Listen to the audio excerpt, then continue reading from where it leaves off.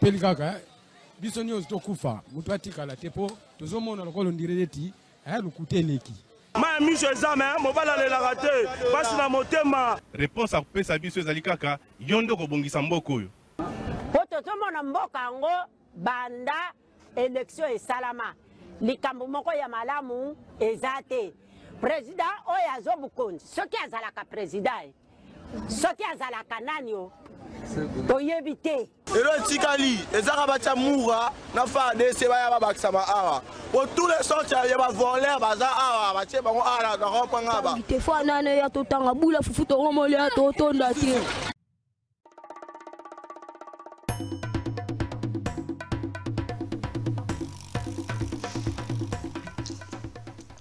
Merci Mbote Nabinonion Suesika Bozali, Congolais de tous bords, Congolais de tout genre.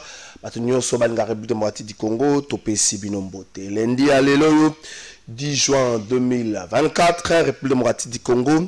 Héritage à famille Tshisekedi, à famille Kabila, à famille Katumbi, à famille Kengote, à famille Bembate, République démocratique du Congo. Héritage à Congolais Nyonso, de tous bords, de tout genre.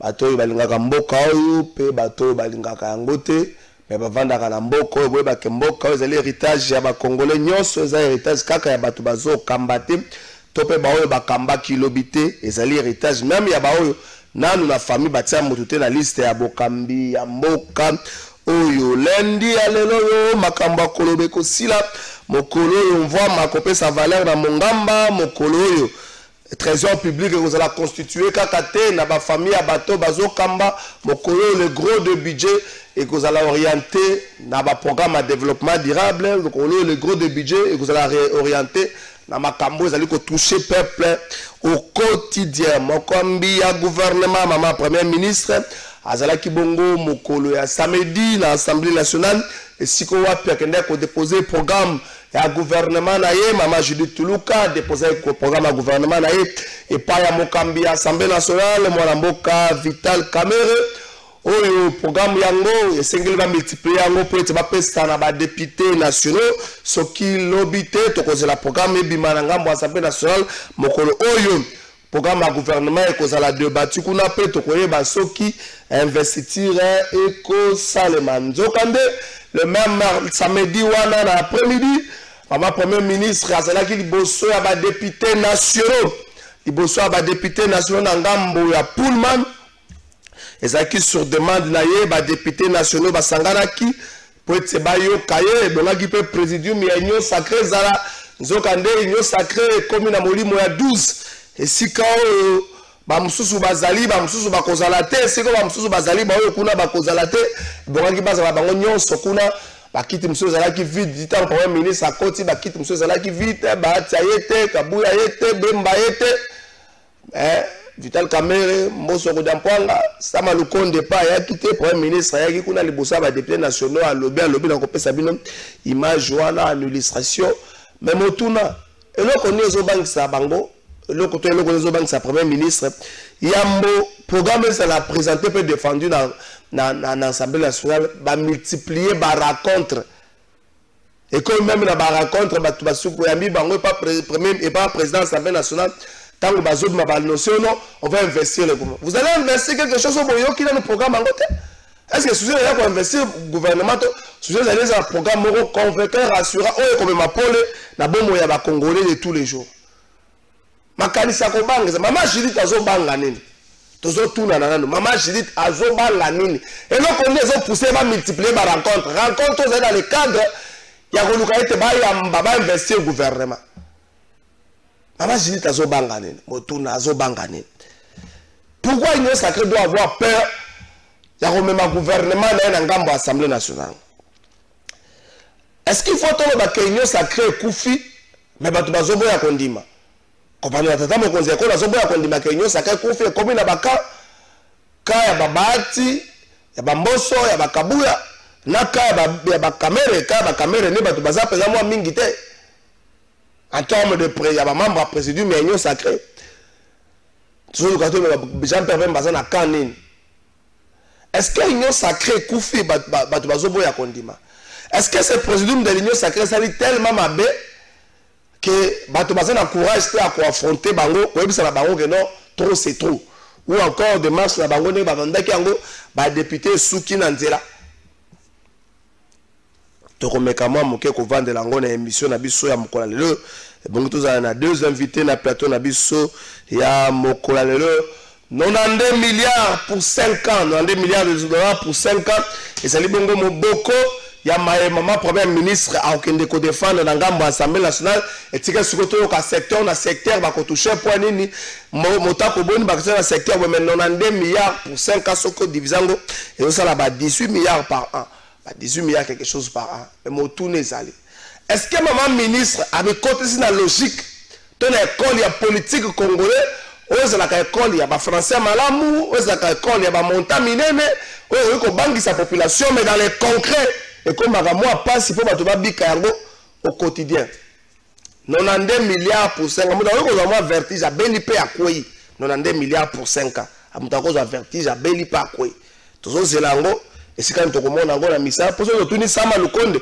oh yo le baka za wapi to ko sala kaka na mbote to ko sala kaka na justice ta sima na biso pe kanga biso makambe bele to ko za na ngote to ko za pe na ba sanction mais soko tu ni sama le konde mota kwa mosolo bisa ka biso kenda wapi au salaire qui a un maximisation de la recette de salaire qui n'est pression fiscale donc deux ans qui a un n'est donc on a la réponse c'était aux arts na justice na simanabiso makala liboso na biso et puis moi mutumoko mi balé misato balingate baloba makamu na bango bakosilika ba invité bango baza na biso mi balé bango so balé baza na principe moko kokanga mananzela l'état bakotaka le paradana qui mokola lobby match comptant pour la éliminatoire à la Coupe du Monde 2026 États-Unis Mexique Canada Coupe du Monde 2026 kobeta malangamba à côté kuna 1-0 but marqué à la 6e minute na bonne c'est la commentaire à chaîne nationale pour na wazo c'est parce qu'on a sous na parcelle wana te mais chaîne nationale to pesi bino mbote na bonne c'est la commentaire sur vous bon on peut sanga na kota sous na parcelle wana te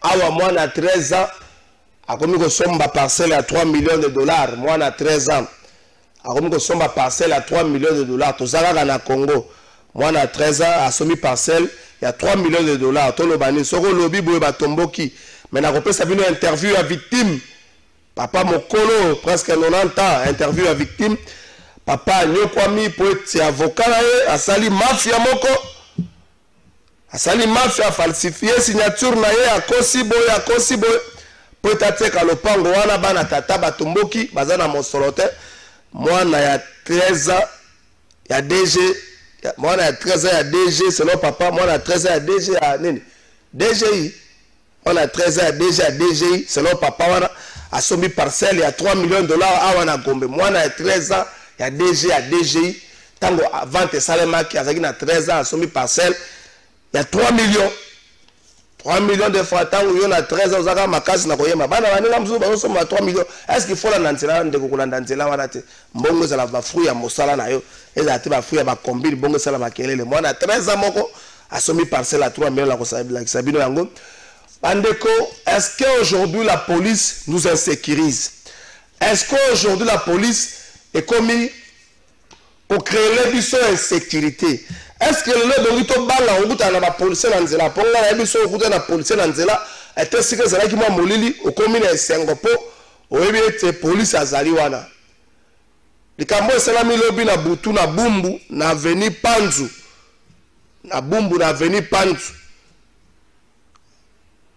eza mawape passe pourquoi ba autorité bazozwa temps pour na commettre fin na ba pratique oyo pourquoi ba autorité ba ozwa tana ningi botso kana sona bango na tikeli bino boyo ka sona bango toke na ngambo reji ba polisi ba basa biso awa o mama ba polisi ba ta biso awa o mama ba polisi ba sa biso awa o mama ba polisi ba sa biso awa o mama ba polisi ba sa biso awa Oma mama sa biso awa. Oma mama polisa ba sa biso awa. Ah, mama likolo. Mama likolo, mama likolo. Mama likolo. Mama likolo, mama likolo. Mama likolo.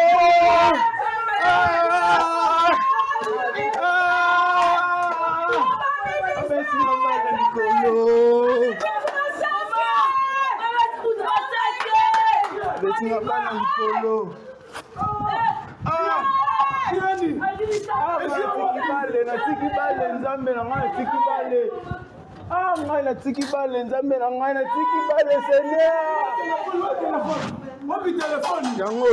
Pepesa delongola. Parfois. Bata mama policier ba osala nga awa.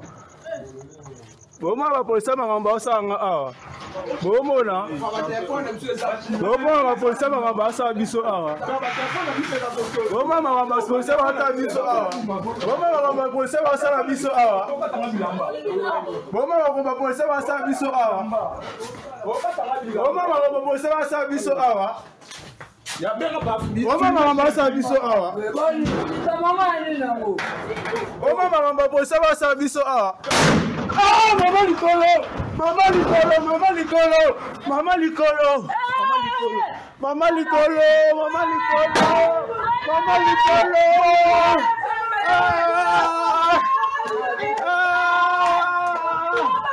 Abesi mama likolo. Betinga bana likolo. Kiani. Natiki bale nzambe na ngai natiki bale. Ngai natiki bale nzambe na ngai natiki bale Seigneur. Mobi téléphone. Yango. Pepesa delongola. Parfois. Bata mama ba policier ba osala nga awa. Boma ba policier mama ba osala nga awa. Bomona. Bomona ba policier mama ba osala biso awa. Boma mama ba policier ba osala biso awa. Boma mama ba policier ba osala biso awa. Boma mama ba policier ba osala biso awa. Boma mama ba policier ba osala biso awa. Oma mama sa biso awa. Oma mama polisa ba sa biso awa. Ah, mama likolo. Mama likolo, mama likolo. Mama likolo. Mama likolo, mama likolo. Mama likolo.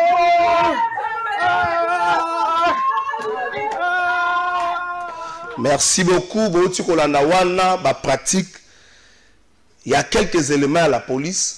Et ça va policier nous sauter mais quelques éléments où il y a un certain moment c'est que la kalabango basa la musala mais bah c'est livre à karaba exercice voilà mais ce qui étonne c'est le retard où il y a autorité à la police baza kozwa retard où il y a Kambia ville baza kozwa pour na commettre fin na ba pratique wana na ba raté wana c'est-à-dire que ça par quelques éléments à la police il faut le dire ici c'est pas toute la police là ça na kata ba pratique wana il y a quelques éléments quelques brebis égarés oyo bazali ko mipesa na ba pratique wana il faut pas que tiango na moto ya police pour maman ce qui fait mal les amis que bazako causer ba tort na batu ebele bazako sala mabe na batu ebele ba raté ezali grave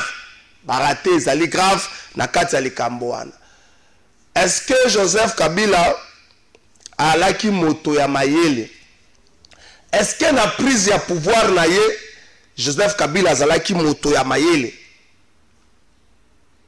Journaliste moko a interviewé peut-être mon journaliste a liboso interviewé Colette Brackman a sali témoignage sur la personne de Kabila dès son arrivée au pouvoir. Contrairement à makambo belé tolobaka na Kinshasa, contrairement à makambo belé tolobaka na Congo, Colette Brackman a sali témoignage autre que obiso tolobaka. C'est-à-dire que tu comprends que na Congo to na Kinshasa ba ovi ko konsela yo likambo ezwi nzoto ekomi ya solo evandi pe ezwi petan so ko s'appelle un comportement Joseph Kabila kolobaka eloko te batu pe ba ko ndimaka yango timo ko ba ko kufa ata moto muso ko yebi ko ayeko yebisa bango ba ko ndima eloko te na ko pesa bino elema wana mais avant la pesa bino yango papa moko azali victime ya bayete to benga ngo escroquerie to ndenge mais balobi combine salemi bateki ye parcelle na ye awa na Gombe parcelle yango bateki yango batekeli mwana ya DG ya DGI selon ba famille wana document na bozo mona mwana déjà DGI azali na 13 ans asombi parcelle moko ya 3 millions de dollars awa na Kinshasa na Gombe asombi parcelle ya 3 millions de dollars awa na Kinshasa na Gombe parcelle à 3 millions de dollars awa na Kinshasa na Gombe mais papa wana na ndenge na ye ayebi bien katikala koteka parcelle te alobi ezali je ya avocat bato basali combine wana po papa teka parcelle ye ayebi eloko te je ya avocat basali combine papa teka parcelle mais est-ce que DG ya DGI ayebi ke parcelle ndenge basombaki yango esombami na ndenge esengeli te est-ce que ayebi que selon famille wana ezali combine ya avocat boyoka papa oyo boyoka ata moi 2-3 minutes ozonga botala tata ya mokolo boyo lolenge aza kolela mpona parcelle na ye ezali na ndako makambo nyonso tata moko ya mokolo moto asombi yango tata moko ya mokolo te tata moko ya mokolo nde azolela moto asombi yango mwana ya 13 ans boyoka ngo mwana ndambo bongo tozonga mwana ndambo boyoka papa wana azolela nazwi likuta moko te bongo nateka ndenge nini likuta nazwi te bongo nasala boni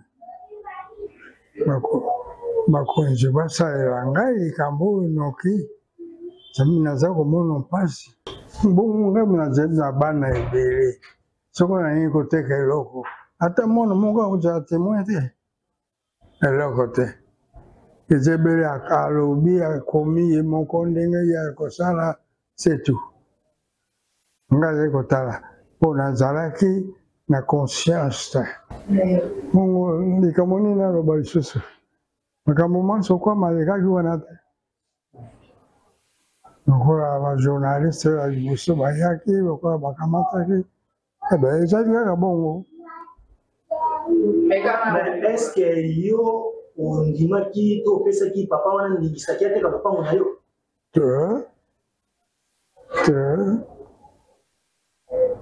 nga napesaki ye ndingisi ya koteka lopango te ye azalaki avocat na ngai na baaffaire commercial lokola bacommerçant nyonso c'est tout.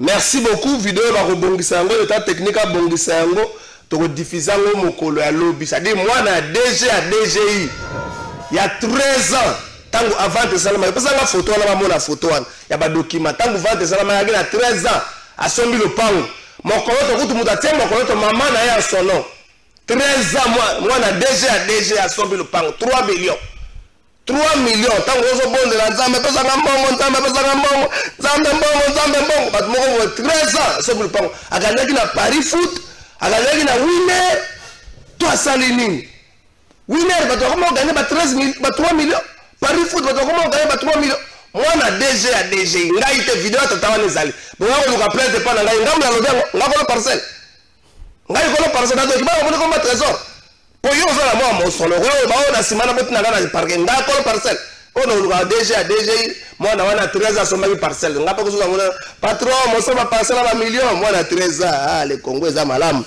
Invité mon communauté, Yami Balaza chauffeur à Sika. Mon chauffeur à Sika, so vous avez Nzela, et à 50 mètres. Ce qu'on a klaxonné, faut Kima. Bonjour mon frère Trésor. J'ai juste à vous informer de la mort par pendaison d'un inspecteur de travail provenant d'ici d'Ubangi, affecté à Kinshasa suite au non-paiement des primes ni famille ici à Kinshasa depuis plus de 9 mois. Souci et boumi. Ndeko Nangai. Ndeko, tous à la montée à Malam. Liwa ne sali biso passe mort par pendaison. Mais ndenge no mi pesa liwa likolo ya souci. Soko zali na problème. Ngo ya na période de vérité. To sangisi mbongo to futa no mama biye OK ozongi no se du bangi. Oyo ko mi pesa li opesi siko famille passe obi na kiso na famille te. Siko banani ba kolelo na kisasa. Banani ba kunda. Ba kunda ko na ene ndisha. Bande ko bomi o kape passe. Bande ko botika motema mabe boye. Osali biso passe. Soki ba beta ga be film de to bete be no film. Nous avons fait des pandes, il faut que nous fassions des film. Pour passer, nous avons fait des film.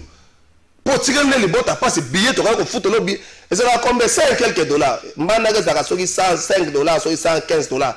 Et bon, aussi, d'où Bangladesh, combien 150 dollars, ce qui est belé. Tu fous le ok. Oui, comme vous m'avez vu, ce qui est là. Bonjour, de contrôler la Senga, ministre de l'Éducation nationale, à Pékissa 150 euros. L'école privée, Bazo Senga, pour la co-internet, finaliste dans la 6e, avant de l'examen d'État. Mais c'est Mwambila depuis Ngalema. Bazo obligé, binongo. Ah, on appelle la COP na bango. Boko longo lango ndengeni. Bilo monsieur ça la Congo. Invité Mogasi à Komina Yambaye. Bonjour de votre dossier à son éminence Fridolin Cardinal Ambongo. Na justice Sukawa Pikabulo awa longo ministre sport. Azonga na reportage ya ba match na RTNC to akotikala kaka chômeur ndeko trésor soki moyen zali kende nano na chwapa ndeko Moïse na limité. Ah ndeko puis fait kabula otika la chômeur ndenge nini si c'est Traoré na pression mbote ndeko trésor mbote pe na balandi ya plateau de vérité mbote na ba kongomani banso ba kolanda biso tala ki match lobby satisfait na résultat attaque Abraham Lakabo nga bande ko tirer à Boulero sur SND mais c'est dans l'accès que c'est un bon joueur beaucoup c'est chance très bon joueur SND. C'est vrai, Natalaki Ndambu, Natalaki Nyosote pour Nazagi en mouvement, malheureusement.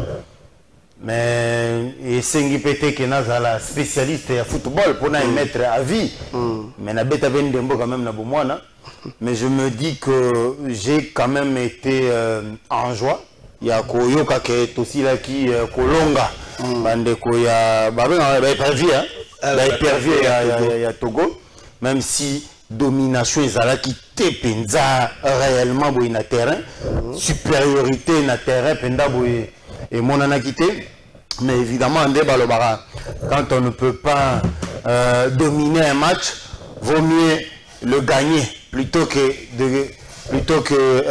de dominer sans le gagner et c'est mon habitude que tosiri kolonga et que na bondongwa ni misusu wana simana bigani coach na équipe na staff mbaba ko bande ko bomisa absolument babeta ki 10 semaines passées donc babeta match belé voilà donc ba raison vous avez belé mais l'essentiel de la lobby à ce que ba kongomani ba sepeli tozi 3 points et là to gagner qui on a deuxième na on a 1,5 ce qui est l'essentiel tozi 3 points tomati to komi deuxième na pour la biso na classement mais il y a on de ozala nde souhait ba kongomani nyos.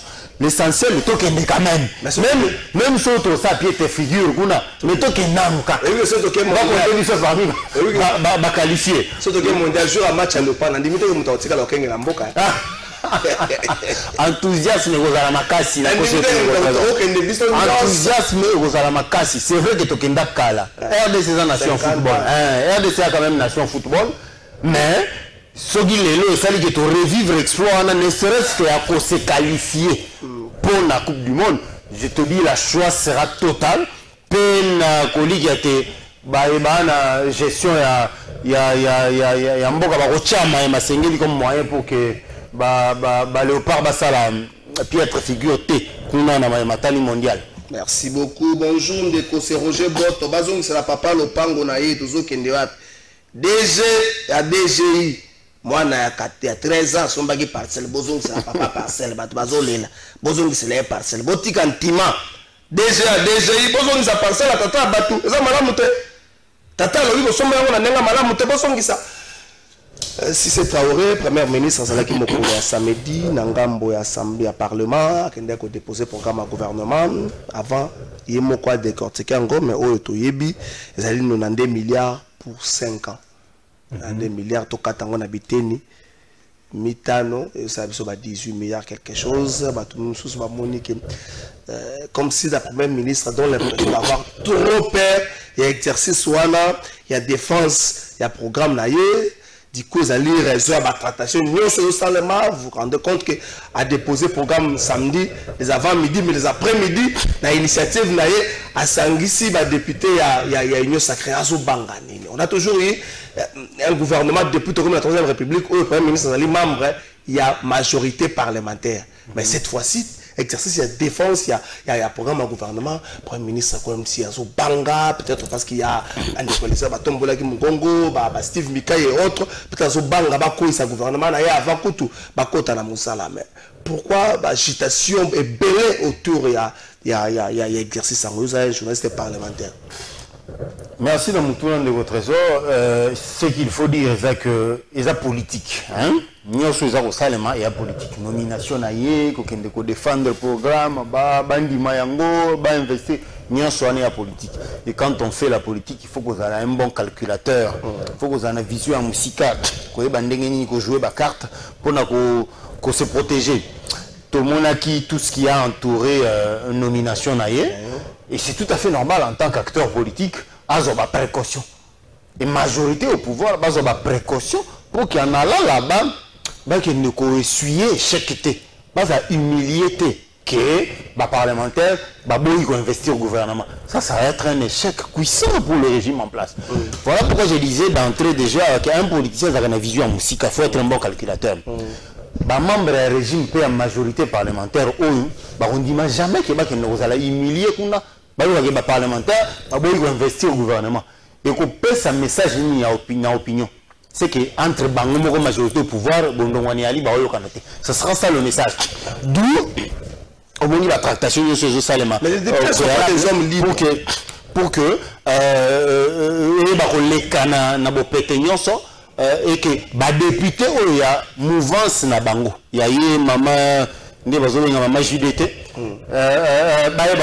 Projet voilà pourquoi ça qui n'a pas séance. Évidemment, politiquement, ce n'est pas interdit. Et tout ici, mis côté. Donc, bango baza membre de la famille politique, c'est tout à fait normal que solo là. Avant, il y a un emploi, ça n'a mis sur Batunios, préparer ou bien appeler ça, moi, comment dire, moi, vu, aperçu, il y a que budget en haut, ils allaient. Comme ça, tant qu'on a plénière, de manière officielle, nous allons vous aminguiter. Vous avez déjà bien préparé. Ah, ça là, il y a Natina Boy. Ah, ouais, il y a Natina Boy. Ah, ouais, il y a autant pour ça la boy. Ceux qui sont députés, ils ont la mouvance, ils ont des députés à majorité parlementaire. Estimer que. Baza convaincu, estimé que mon programme à ma maison convaincante. La nenga salé dango. Baza bata mouvance na. Baza bata mouvance te bango ko ça bango gouvernement bango ko boya ko investir au gouvernement. Est-ce que exercice démocratique votre ta na angle moko les sous les awa parce que ba boyi.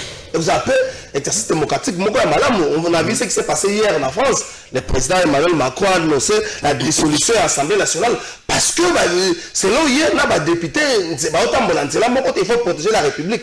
Ceux qui va député la biso va caler qu'il faut pas protéger la République. Le programme à ma maison convaincant. Ceux ba boy ko investir le sous ça. Tout à fait. Ceux qui sont députés, ils vont investir maman JDT, en pleine plénière, malgré séance pédagogique où il y a ça qui n'a pas. Donc le fait que ça qui n'a pas une séance préalable, il y a expliqué sommairement, et il faut le battre que est obligé à un programme qu'on a la plénière. Avant qu'il n'y ait pas de lobby pour malgré le sola qui n'a pas bien avant. Donc démarche, de mon point de vue, et ça dit démarche. Il y a quoi alléger tâche pour mini par expérience. Chaque fois qu'il y a investiture, il y a gouvernement.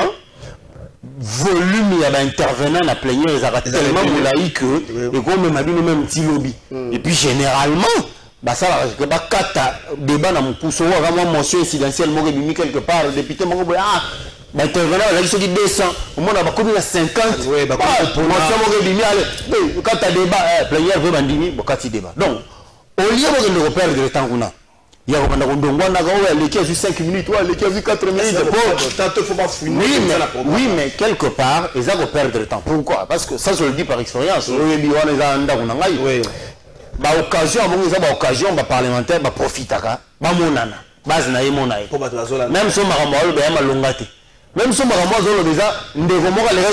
déjà, il y a quand même que base. Tu vois, c'est des occasions comme ça que les parlementaires vont récupérer. Alors, quoi de plus normal, il y a quoi alléger procédure. Beaucoup c'est un mot PPLP facile.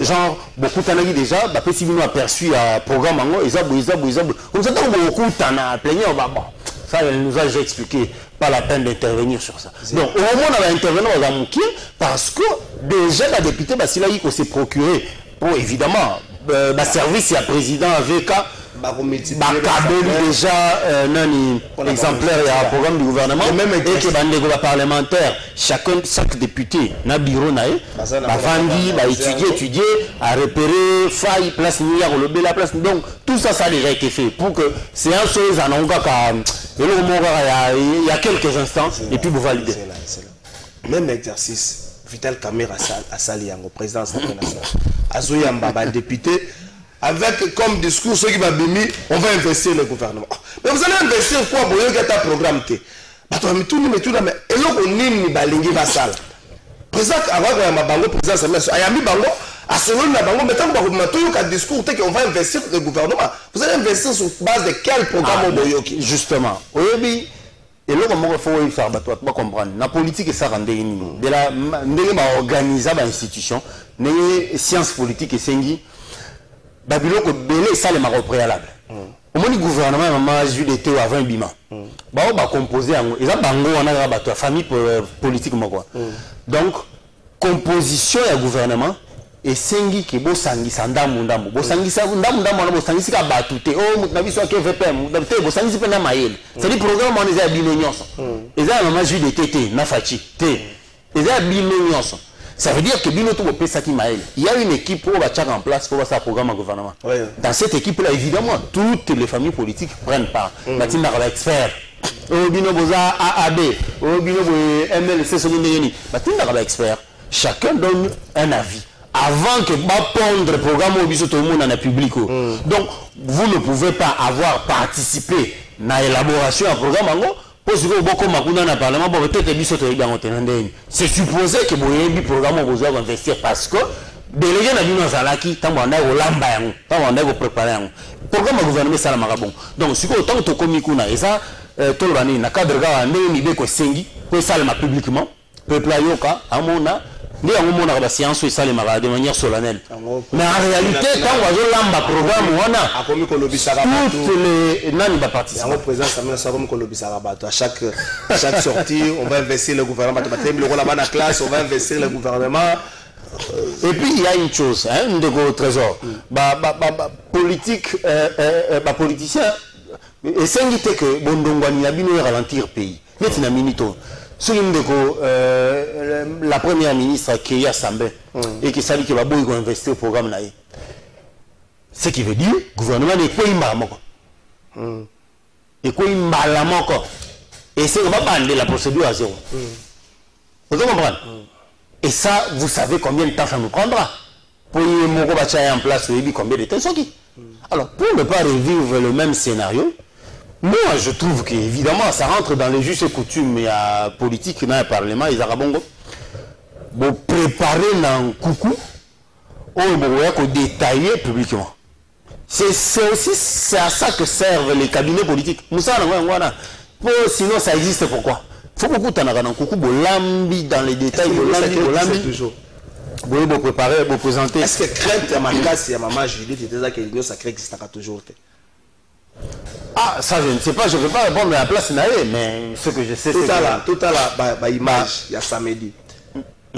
Avant samedi, il y a une image, on a noté quelques absences.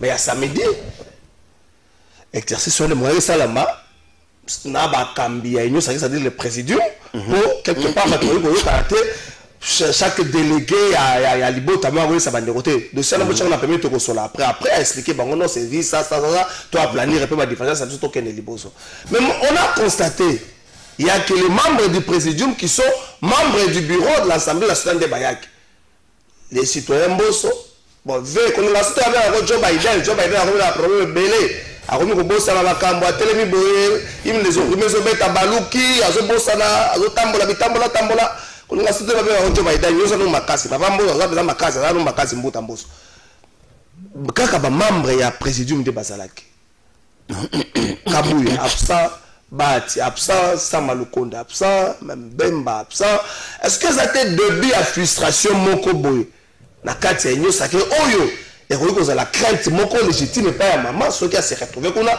et que les présidents bazo kanate qui va donner le mot d'ordre pour que ça la respecte. Mais tout à fait Marambolobi et Zokendena logiquement on a le bagarre. Ça veut dire quoi? Tout ce qui a entouré nomination à maman Judith na nomination à membre de l'équipe naïe. Toyoka Kibiso, toi, il y a eu des mécontentements. Et ça, c'est tout à fait normal, la politique. Mais si un acteur politique, tu ne peux pas laisser ce genre de frustration aller te bouffer publiquement et aux assouks en humiliation. Un acteur politique, qu'est-ce que tu fais? Tu prépares le terrain.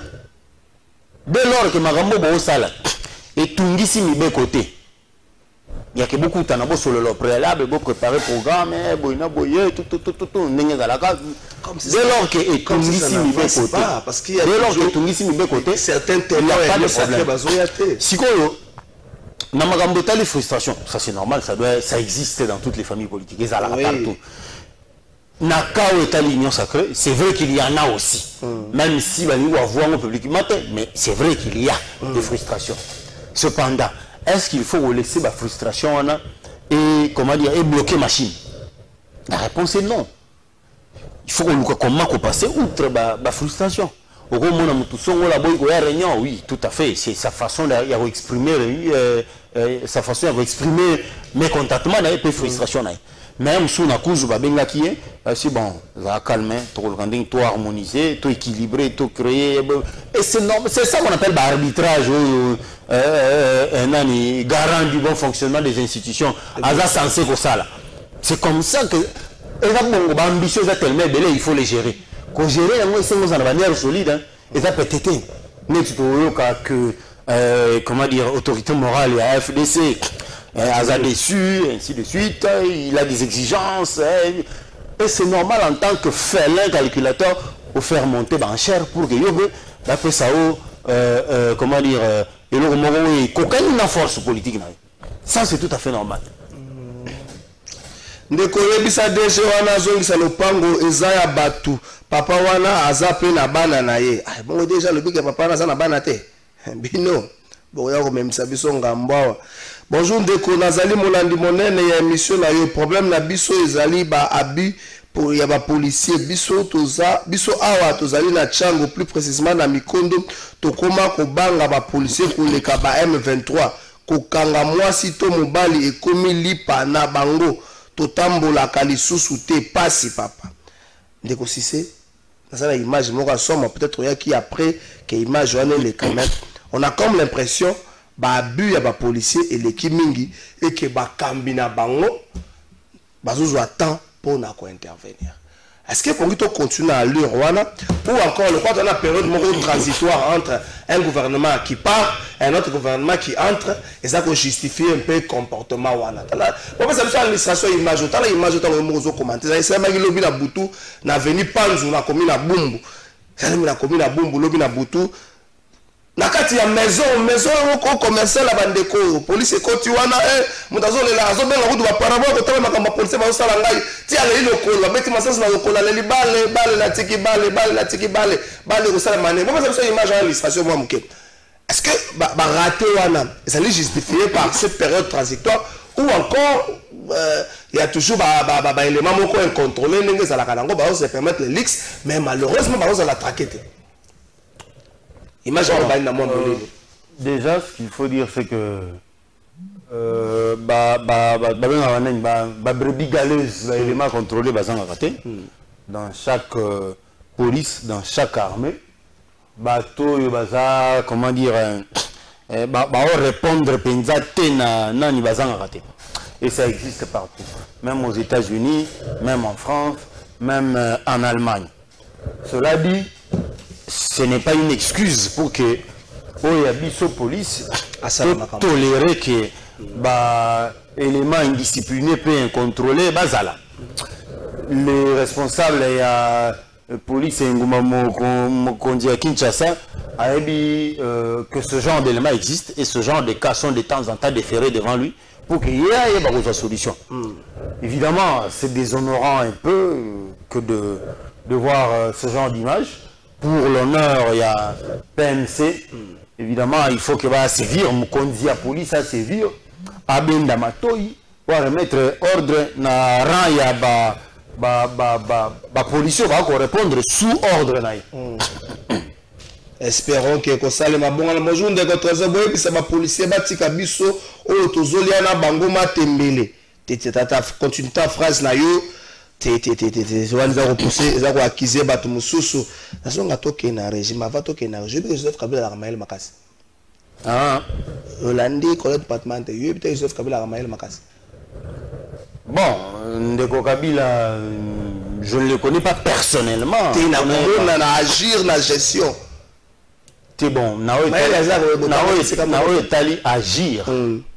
Na voulu ko pesaye mael ko pesaye comment dire, ko reconnaître mael wana d'emblée boité pour je suppose qu'il a travaillé avec des gens intelligents et c'est peut-être ces gens-là qui ont donc c'est il y a supposition. Non, on a un doute méthodique. Entouré des personnes journalistes donc j'estime qu'il avait des cabinets de temps en temps et qu'il y avait des personnes intelligentes qui composaient ces cabinets qui peuvent avoir conduit il y a Nakosa la Moussa et Salamaki donc remettre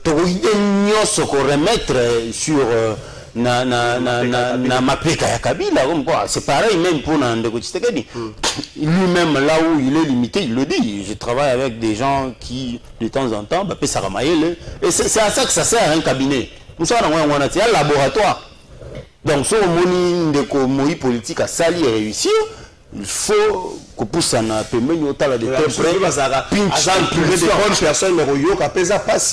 ça aussi ça existe. Étant donné cette que faculté à étant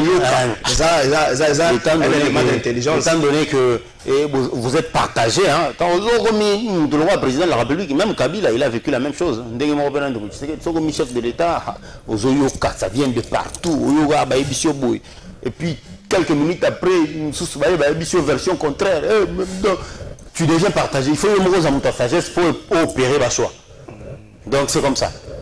Mais Ndeko Kabila, comme j'ai dit, je suppose que il a travaillé avec des gens intelligents. Quand bien même que du point de vue de la gestion, on a convaincu.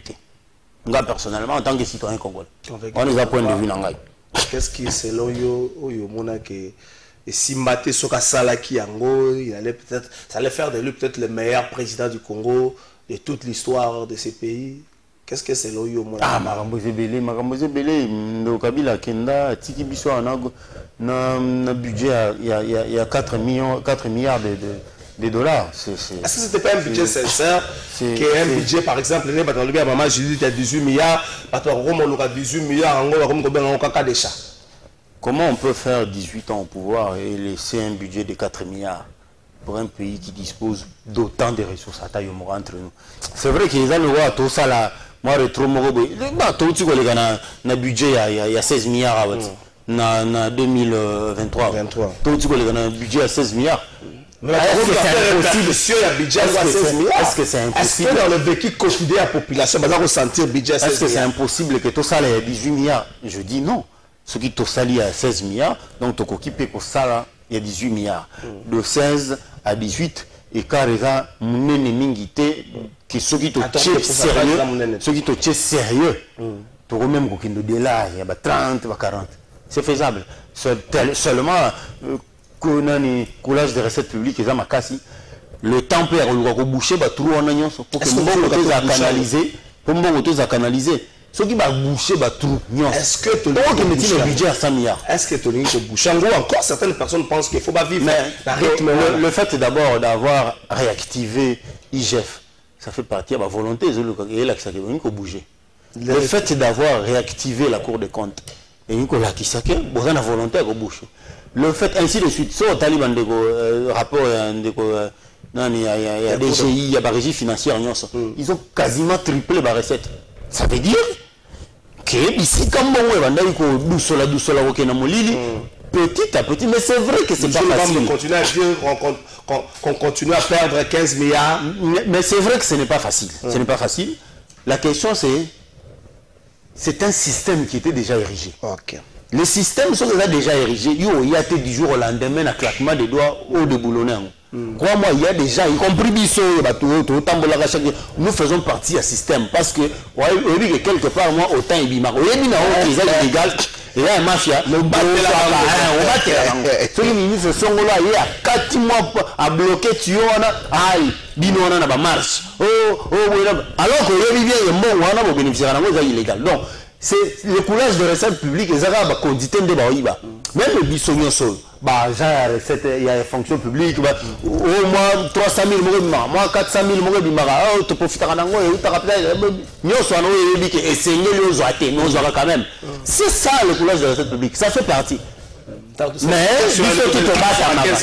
biso tout batamaka tozo indexer ba o ya likolo évidemment ba o ya likolo celui qui détourne va détourner volume mais nous devons savoir que nous faisons partie il y a ce qu'on appelle roulage des recettes publiques on fait partie biso tout donc on n'est pas prêt à résoudre un problème le système ce qui s'est commis déjà il faut rejoindre il faut ça recours à la pratique directeur basketteur généraux ainsi de suite tina ba AB ba chef de bureau ba tout ça là c'est dit système est tellement revendre que si tu veux comment dire détruire ou détruire ma famille et bien mais évidemment il faut doit se rendre à l'évidence que les choses doivent se passer comme ça. Bon, il faut la canaliser vers l'État.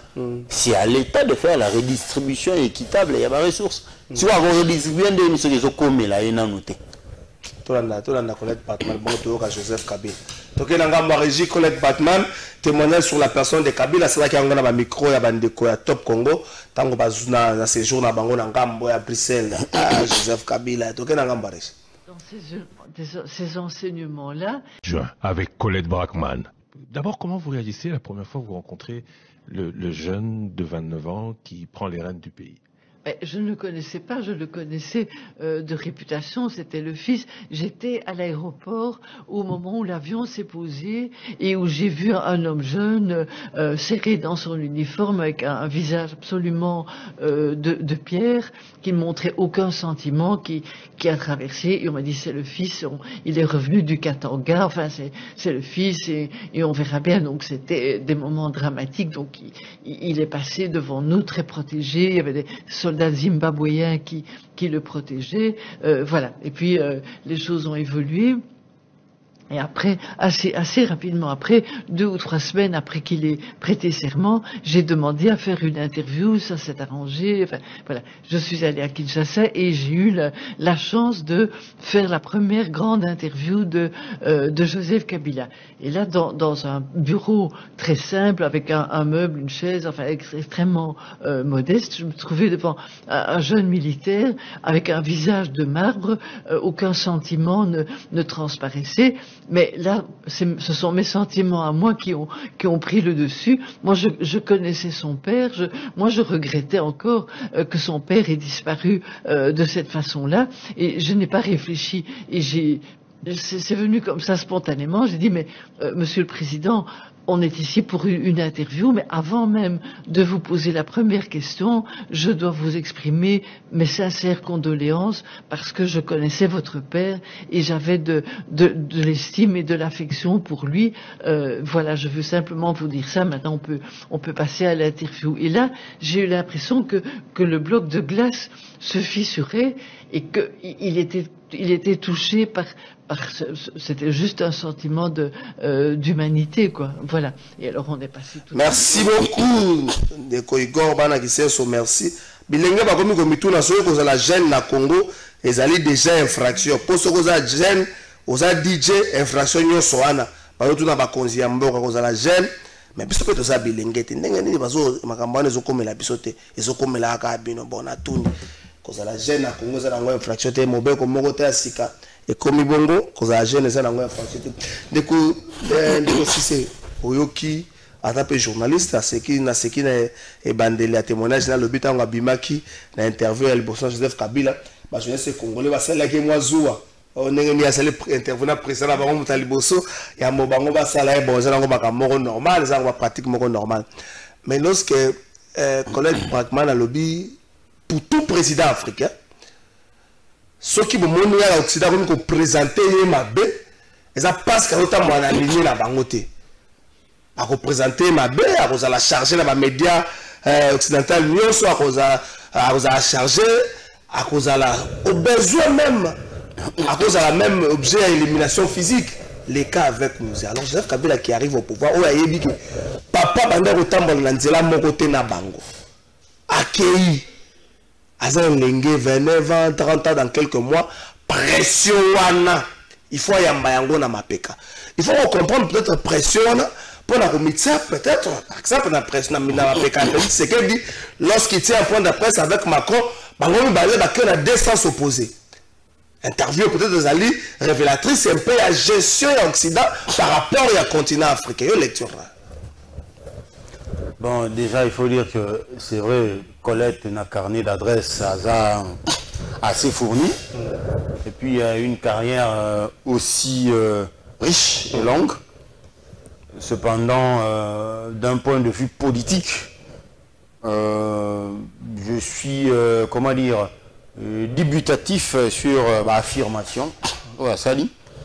C'est vrai que tu peux, comment dire, ne pas être sur la ligne, il y a Occident.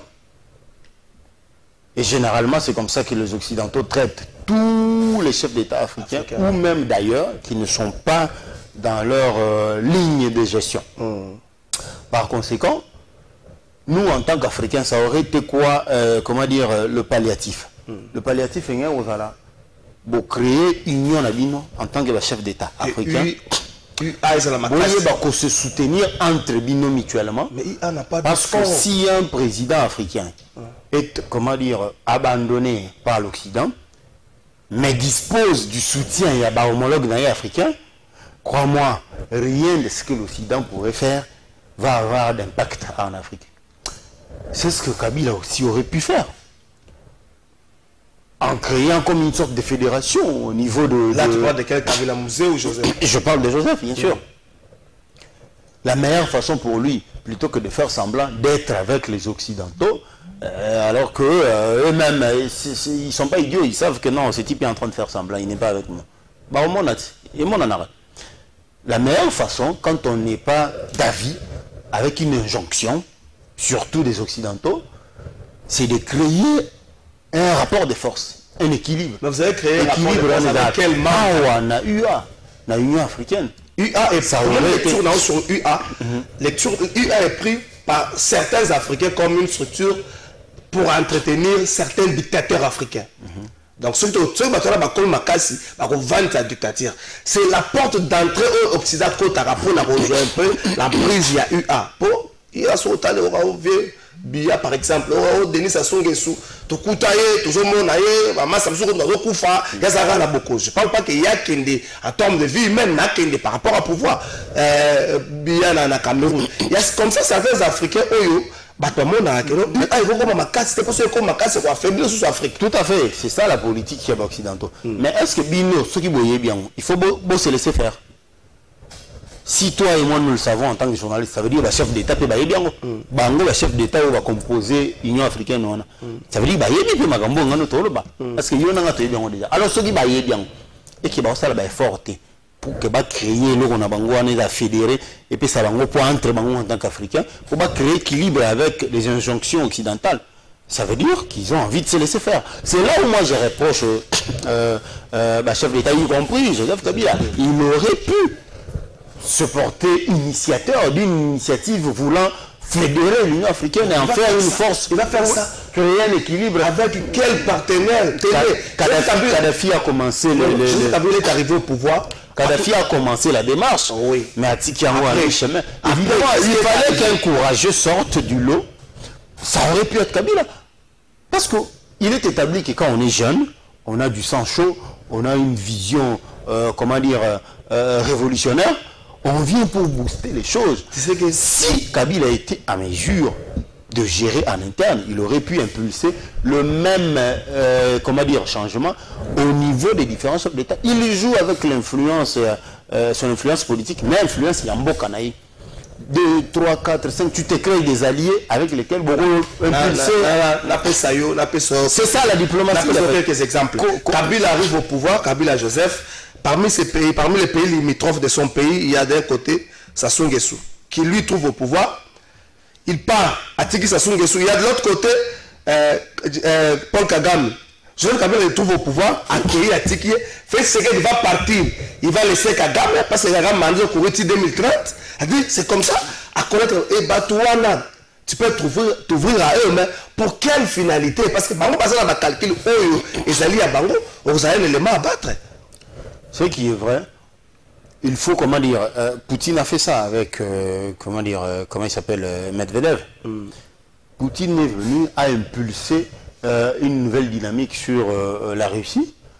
Et les Occidentaux ont instrumentalisé certains opposants. Ils disaient, il faut qu'ils s'en aillent parce que, comprenez qu'il Azo a faire renaître la Russie. Azo c'est la grandeur. Par conséquent, il faut l'affaiblir. En créant quelqu'un parmi les Russes, les opposants. Qu'est-ce qu'il fait? Il crée dans son environnement son dauphin. Son dauphin. Lequel dauphin a permis il y a ça la break. Ça permet à Poutine de maintenir l'élan à la Russie. Le grandeur russienne, ce n'est pas la même grandeur. Il y a les années 2000, les années 90 quelques. Après avoir été affaibli par le cadre de l'URSS, après avoir été affaibli, grandeur, il y a Russie remis aux ongles récemment.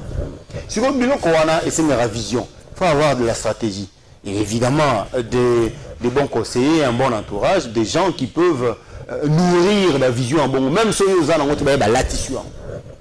Et toi-même, si tu as un peu comment dire, d'intelligence, tu reçois, tu en fais ton cheval de bataille. Avant de faire cette démarche, il ne faut pas couper son peuple où à l'ingui, c'est-à-dire que le vécu quotidien de la population. Et parce que généralement, les priorités. Justement, parce que généralement, les Occidentaux vont faire ce que tu n'as que 10 ans le mandat. Évidemment, ils vont attendre tant que ceux qui sont contre Bango, ils vont attendre quand tu vas t'en aller pour que celui qui te succède a la obédience à Bango. Et s'il est ce qui il est ouvert à eux, ça veut dire quoi? En venant au pouvoir, il va faire tabou la rage de ce que toi tu as érigé comme élan de développement. Élan de développement, par exemple, et ça, on vit ça minimum en Afrique. Moi, dans la République, j'impose un rythme à développement. Je suis contre les Occidentaux, bien sûr, mais ils vont faire en sorte que peuple là, il faut c'est lui qui vient après moi. S'il n'est pas de la même philosophie politique, il fait tabou la rasa. Ça veut dire que les soucis. Il recommence à tirer les dividendes.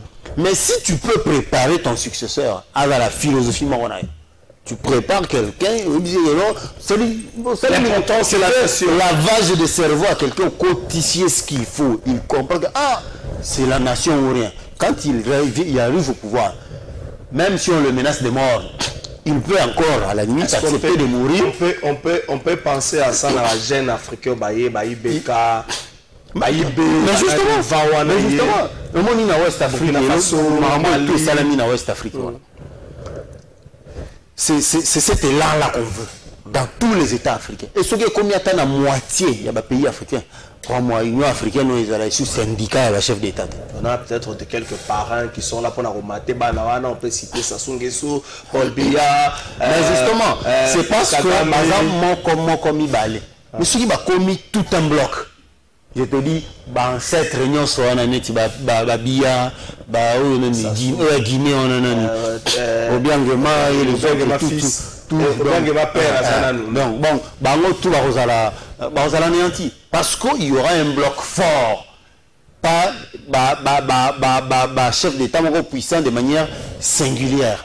Mais ceux qui ont un bloc, attends, 15 ou 20 tapants. Il faut peser au sein de l'Union africaine. Lorsque l'Union africaine. Philosophie à l'Union africaine est changée. Lorsque l'Union africaine, tu vas voir le gros de l'Union européenne. Mais justement, quand vous avez une énergie à Sika, vous avez une philosophie à Sika au travail. Évidemment, la philosophie n'a pas à Sika au travail. Vous prévoir où tirer vos ressources pour pouvoir fonctionner. Évidemment, si vous voulez l'indépendance, cherchez aussi l'indépendance financière. Je ne crois pas que ce sont les intelligences qui manquent. Il y en a. Mais seulement, tu vois, mais l'énergie, un problème. Les consommateurs à France CFA, la plupart des pays ouest africains vont habiter le problème parce que le problème na bango na France va Kenisa va comment on s'est révolté ba tombola mongongo on va katalika bango mais jusque là ça prend du temps. C'est possible de le faire du jour au lendemain pour yo catholique de la mouki que pas nani West Afrique ba créer monnaie moko et comment dire il y a zone wana ya bango moko ba créer monnaie et avec la même puissance que le CFA. C'est faisable. Il suffit de beaucoup de labo bien avant pour étudier bien quel est le plan. Il y a nini pour déboulonner France CFA. Parce que sinon, ça crée comme une sorte de colonisation économique et financière.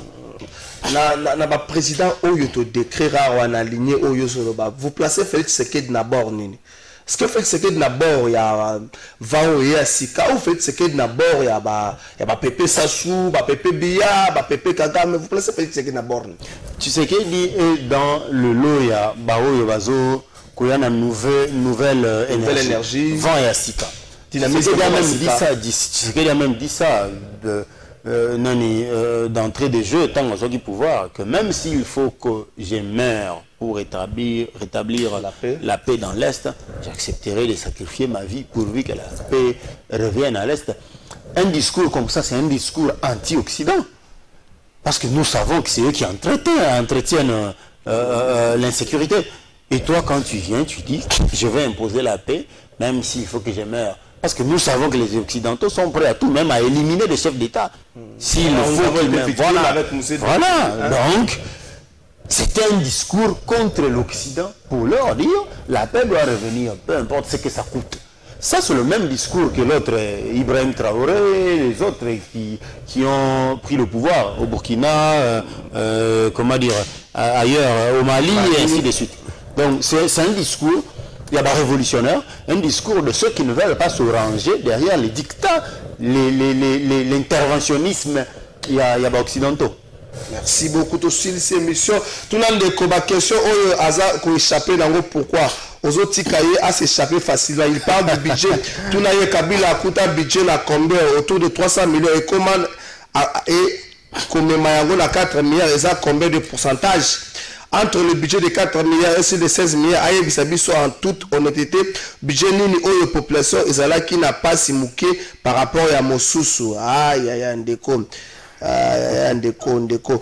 Papa, bonjour. Tout le trésor, je viens de dénoncer ce qui se passe dans le recrutement des magistrats en RDC. Nous étions recrutés en 2022 et jusqu'à aujourd'hui, nous n'avons aucune suite de la part du Conseil supérieur de la magistrature. Et pire, les murmures sur les gens de la présidence enverraient des noms pour remplacer ceux qui ont valablement réussi. Je suis candidat magistrat, j'envoie ces messages sous anonymat. Bolo Belabus. Ah, bino ma magistrat. Ah, quand on me na piège, bon, on message dans la tanyango. Qu'on a piège dans la facile. On a maintenant kangaye na ke facilement. Bonjour de votre trésor, l'invité est seul au plateau. Moi, j'aime que tu mélanges les analyses pour Ndeko Moumoko Akimi, chauffeur à Sigakimi. Je laisse l'incroyable, la police de proximité transformée à l'ennemi de proximité. Les autorités savent, mais rien ne change. Kilimbalimba.